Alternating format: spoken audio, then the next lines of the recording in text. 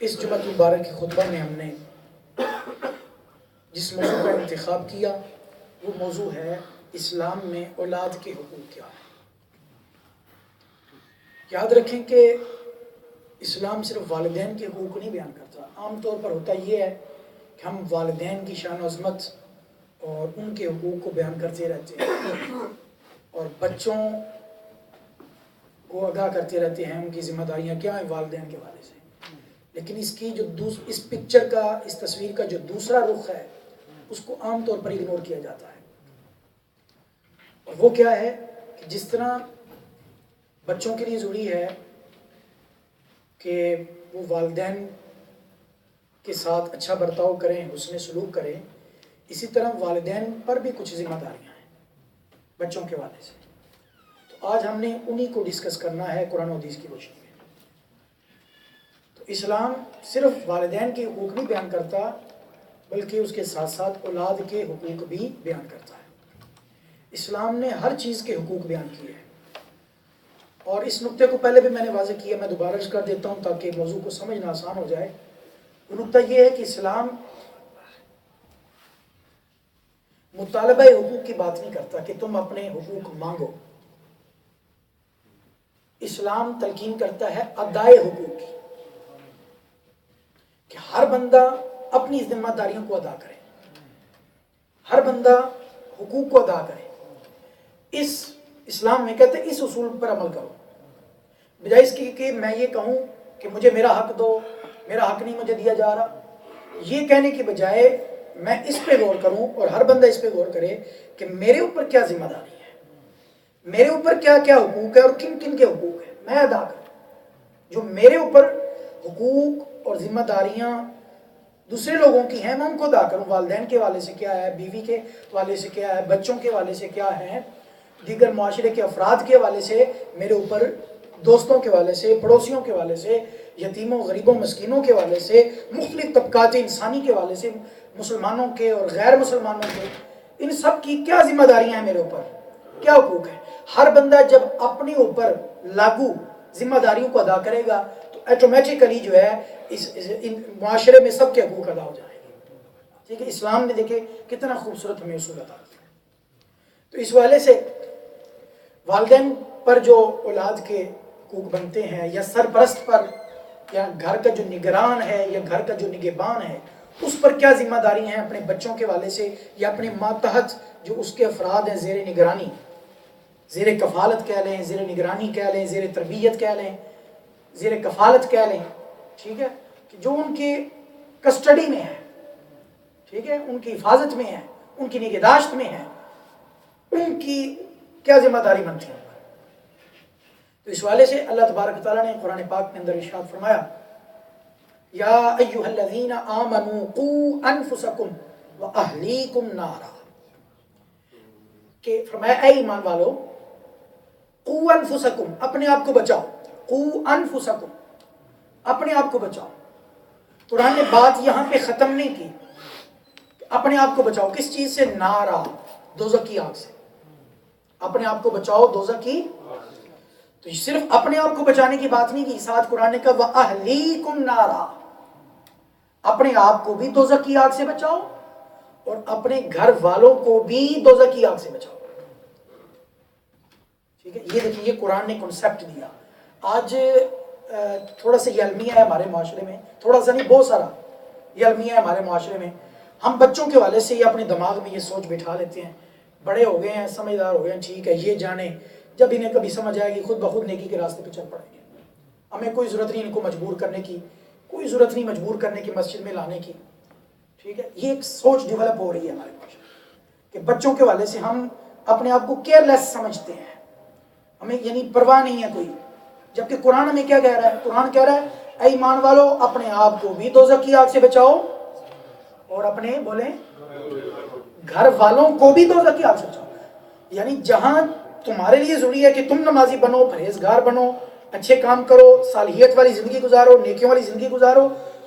اور اللہ کی نافرمانی سے اپنے آپ کو بچاؤ، اللہ کی ناراضگی سے اپنے آپ کو بچاؤ، ایسے تمام کاموں کے کرنے سے اپنے آپ کو بچاؤ جن کے ذریعے بندہ اللہ کے عذاب کا یا ناراضگی کا مستحق بنتا ہے۔ تو یہ جہاں ساری ذمہ داریاں اپنی ذات پہ لاگو ہوتی ہیں وہاں بچوں کے والے سے، فیملی کے والے سے بھی لاگو ہوتی ہے۔ قرآن کہہ رہا ہے اپنے آپ کو بھی دوزخ کی آگ سے بچاؤ، اپنی فیملی کو بھی، اپنی فیملی کو بھی، اپنے گھر والوں کو بھی دوزخ کی آگ سے بچاؤ۔ اس پوائنٹ پہ ہمیں غور کرنا ہے آج۔ اگر تو ایسا ہوتا، ایک بندہ کہتا کہ بھائی میں 5 وقت کی نماز بھی پڑھتا ہوں، میں تہجد بھی پڑھتا ہوں، ٹھیک ہے، میں تہجد بھی پڑھتا ہوں، چاشت بھی پڑھتا ہوں، اوابین بھی پڑھتا ہوں، روزانہ تسبیحات بھی پڑھتا ہوں، مختلف قسم کے وظائف بھی کرتا ہوں، تو میں کوئی گناہ بھی نہیں کرتا، تو میں نے اپنا قبلہ درست کیا ہوا ہے، مجھے بچوں سے کیا غرض، بیوی سے کیا غرض، اپنی فیملی سے کیا غرض، وہ جو مرضی کرے، ٹھیک ہے، تو کیا وہ کامیاب ہو جائے گا؟ نہیں۔ اللہ تعالیٰ یہی تو ہماری اصلاح فرما رہا ہے، یہ میں اپنی طرف سے بات نہیں کر رہا، اللہ کا قرآن، اللہ کا کلام ہمیں جھنجھوڑ کے یہ کہہ رہا ہے کہ اے ایمان والو اپنے آپ کو بھی بچاؤ اور اپنے گھر والوں کو بھی دوزخ کی آگ سے بچاؤ۔ یعنی ایک طرف ایک بندہ خود تو وہ تہجد گزار ہے، خود تو 5 وقت کا نمازی ہے، خود تو اپنے آپ کو حرام سے بچاتا ہے، حرام خوری سے بچاتا ہے، بدکاری سے بچاتا ہے، لیکن گھر والے اس کے برعکس چل رہے ہیں، تو وہ بندہ، اس کو قیامت کے دن اللہ کی پاک بارگاہ میں اس سے سوال کیا جائے گا۔ کیوں؟ حدیث پاک کے نبی کریم صلی اللہ علیہ وسلم نے فرمایا، بڑی ایمان افروز حدیث پاک اور بڑی اصلاح اور سبق کا موضوع حدیث پاک ہے، فرمایا کلکم راعٍ وکلکم مسئول عن رعیتہ او کما قال علیہ السلام،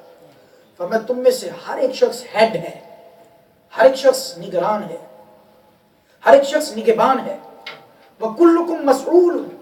اور تم میں سے ہر شخص جواب دہ ہے، تم میں سے ہر شخص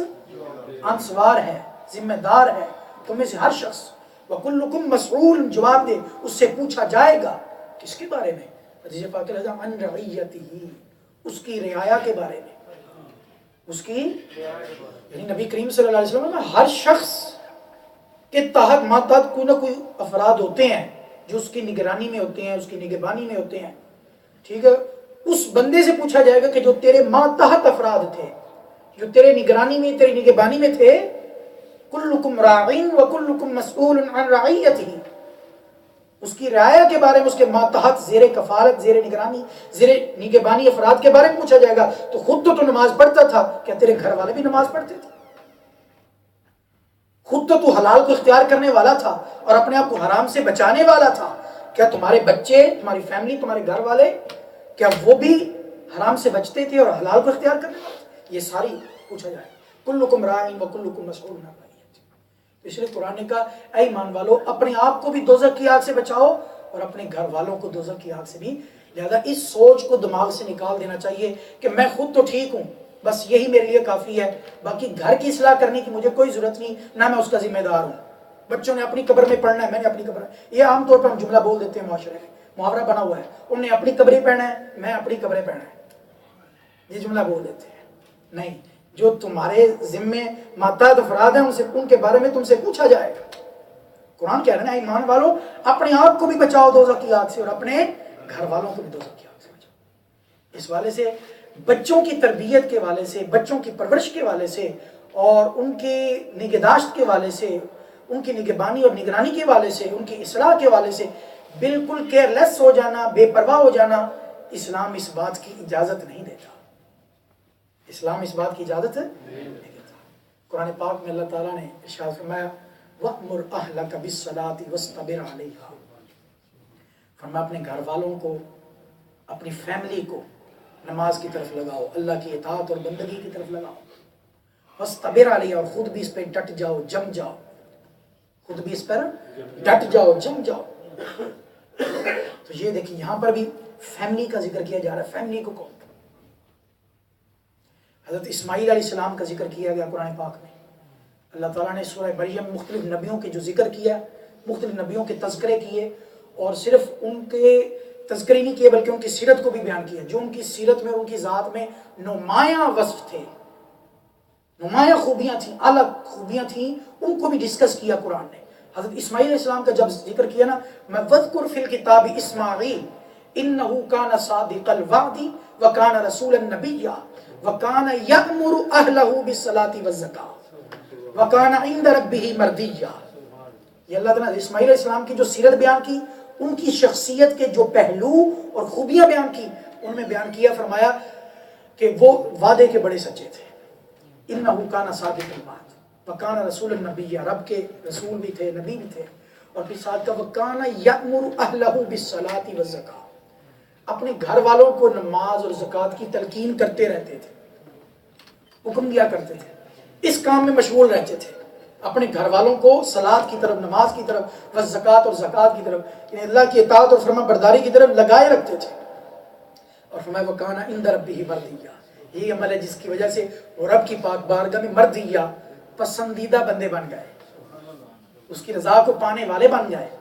وکان عند ربہ مردیہ، مردیہ جس سے رب راضی ہو جائے۔ اللہ اکبر۔ تو اس والے سے یہ کنسیپٹ جو میں قرآن پاک دے رہا ہے کہ ہمیں کیئر لیس نہیں ہونا اپنے بچوں کی تربیت کے حوالے سے، ان کے حقوق کو ادا کرنے کے حوالے سے، والدین پر بھی بچوں کے حوالے سے بہت ساری ذمہ داریاں ہیں۔ اللہ تبارک تعالیٰ نے قرآن پاک میں فرمایا والوالدات یرضعن اولادہن، سورہ بقرہ میں والدین کی ذمہ داریاں جو بیان کی، ان یعنی اولاد کے والدین پر کیا حقوق ہیں ان کو بیان کیا، قرآن نے ڈسکس کیا۔ میں والوالدات، ماؤں کا کیا حقوق ہیں، یعنی ماؤں پر کیا ذمہ داریاں ہیں۔ میں والوالدات، جو مائیں ہیں، یرضعن، وہ پلائیں، اولادہن، دودھ پلائیں اپنے بچوں کو، حولین کاملین، پورے 2 سال۔